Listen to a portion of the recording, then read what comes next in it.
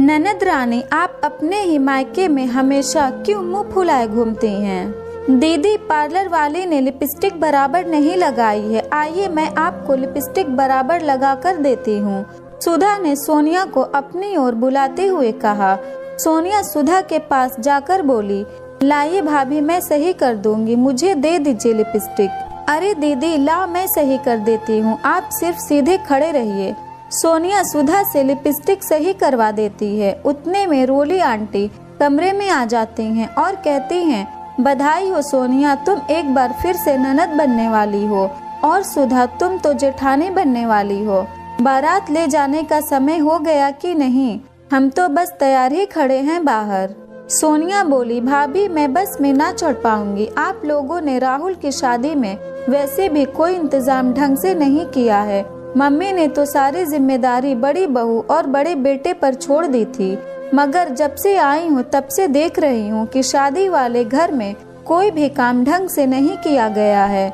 सुधा बोली, दीदी आपको क्या कमी लग रही है? मैंने और सुबोध ने सारा इंतजाम बहुत अच्छी तरीके से किया है, बाहर तो सब लोग हमारी तारीफ कर रहे हैं, पता नहीं आपको ही हमेशा हम दोनों के काम में कोई कमी क्यों लगती है। सोनिया बोली, भाभी ज्यादा जुबान मत चलाइए, और कोई कार का इंतजाम किया है कि नहीं वह बताइए।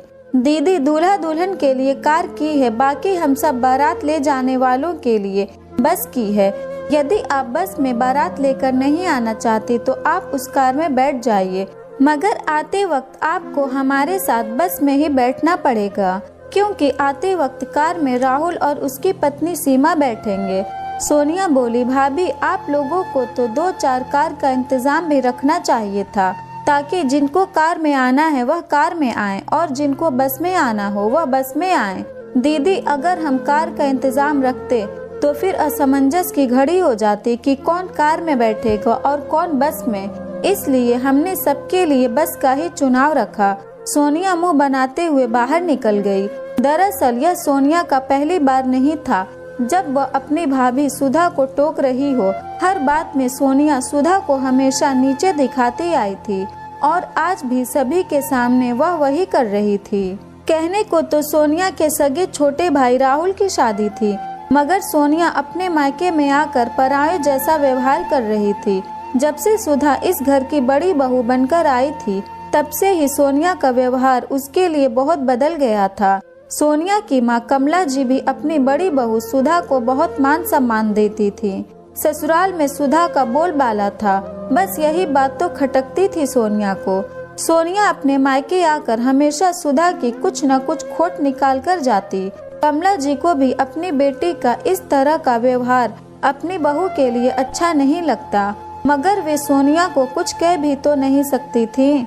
सोनिया बचपन से ही बहुत जिद्दी थी। अगर उसे किसी भी बात पर रोक टोक कर दी जाए तो वह इतनी जिद्दी प्रवृत्ति की थी कि वह मायके आना ही बंद कर देती थी। इसलिए कमला जी भी अपनी बेटी से डरती थी। कमला जी को अपनी बहू सुधा पर बहुत विश्वास था, इसलिए तो छोटे बेटे राहुल की शादी का पूरा भार भी सोनिया के जिम्मे ही सौंप दिया था। और सुधा ने भी अपनी सास का विश्वास बिल्कुल डगमग नहीं होने दिया और इस जिम्मेदारी को बखूबी निभाया था। मगर इस बार भी हर बार की तरह उनकी ननद सोनिया उनसे खुश ना थी। पूरी शादी में वह मुंह फुलाए घूम रही थी। सोनिया के सामने अगर कोई सुधा की तारीफ कर देता, सोनिया से यह बात बिल्कुल हजम नहीं होती और वह कहती, पता नहीं आप लोगों को सारा इंतजाम कैसे अच्छा लग रहा है, मुझे तो हर बात में कुछ न कुछ कमी नजर आ रही है। सोनिया सुधा से इतना जलती थी कि वह अपने ही मायके की बुराई करने से भी नहीं चूकती थी। खैर, सुधा भी सोनिया के इस व्यवहार से अच्छी तरह से वाकिफ थी। वह बात को बढ़ाना नहीं चाहती थी, इसलिए चुप रह जाती थी। बारात भी सही समय से लड़की वालों के वहां पहुंच गई। बारात ले जाते वक्त सुबोध और सुधा ने जमकर धमाल मचाई, खूब डांस और गाना किया, मगर सोनिया यूं ही मुंह फुलाए बैठी रही। कमला जी बोली, सोनिया तुम्हारे छोटे भाई राहुल की शादी है और तुम कब तक यूं मुंह फुलाकर बैठी रहोगी। उतने में सुधा ने आकर सोनिया दीदी को हाथ खींचकर अपने साथ डांस करने के लिए बुलाया। सोनिया ने सुधा का हाथ झटक दिया और बोली, मेरे पाँव दुख रहे हैं, मुझसे डांस वांस नहीं हो पाएगा, तुम लोग ही नाचो। सुबोध भी अपनी बहन का ऐसा व्यवहार देखकर समझ नहीं पा रहा था कि सोनिया इतना चिढ़ती क्यों है। सोनिया ने पूरी शादी में यूं मुंह फुलाकर सबका मजा किरकिरा कर दिया था। राहुल की शादी सीमा से हो गई। धीरे धीरे सीमा भी इस परिवार में रचने बसने लगी, मगर सीमा सुधा की तरह कभी कोई जिम्मेदारी हाथ में नहीं लेती थी। वह अपनी ही धुन में रहती, जिस वजह से घर में उसे कोई भी कुछ काम ना कहता। सोनिया को सीमा भाभी की यह बातें भा गई। उसे लगने लगा सीमा भाभी कितनी अच्छी हैं। वह कभी भी अपने आप को ऊंचा बताने के लिए काम नहीं करती, वरना सुधा भाभी तो हमेशा अपने गुणगान गवाने के लिए सारे रिश्तेदारों के बीच यहाँ से वहाँ नाचती रहती हैं। ऐसा कर कर वह माँ और घर वालों की नजरों में अपने आप को बहुत होशियार साबित करना चाहती हैं।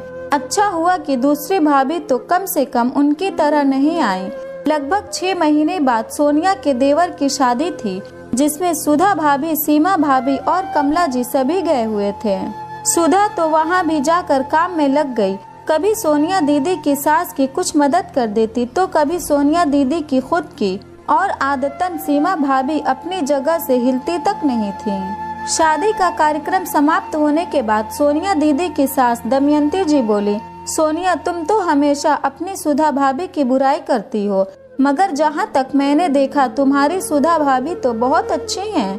सोनिया सोचने लगी कि मेरी माँ कम है क्या जो अब मेरी सास भी सुधा भाभी की तारीफ करने लगी।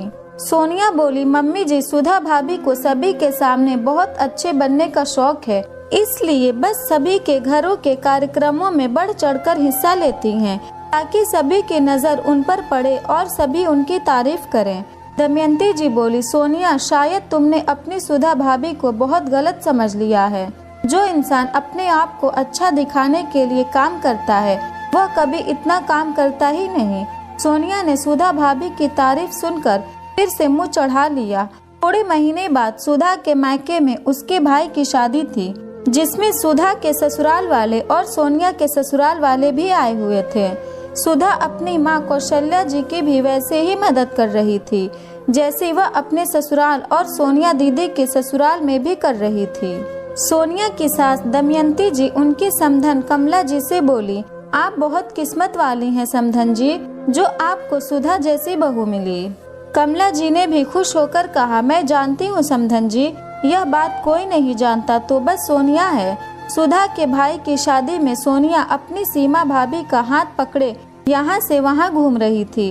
तभी अचानक सोनिया की साड़ी पीछे एक खूंटे में फंसी और सोनिया गिर गई। यह देख सीमा बहुत हंसी, बोली, सोनिया दीदी आप भी ना देख कर नहीं चलती हैं। इतने में वहाँ सुधा आ गई। उसने सोनिया को धीरे से उठाया और बोली, दीदी आप यहाँ बैठिए, आपको कहीं लगी तो नहीं।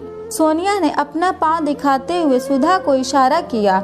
सुधा ने तुरंत वहाँ काम करने वाली कर्मचारी से डिटॉल और पट्टी मंगवाई और फिर अपने हाथों से सोनिया को लगा दी।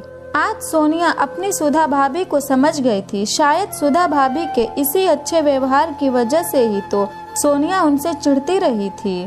जो व्यवहार आज सोनिया के ही काम आया और जिस सीमा भाभी को वह अपना समझती थी, वह तो जरूरत के वक्त उस पर हंस रही थी। सोनिया वहाँ बैठे बैठे अपनी ही मूर्खता पर अफसोस कर रही थी।